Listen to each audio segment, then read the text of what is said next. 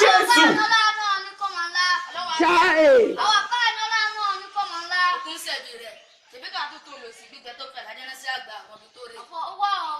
Apostle, we hear of this. Ṣé irú ọmọ wo wá rí torí Ọlọ́run? Mo jẹ jìyà lórí àwọn ọmọ yìí o.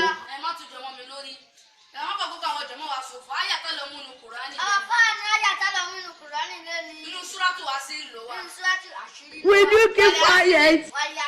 Continue.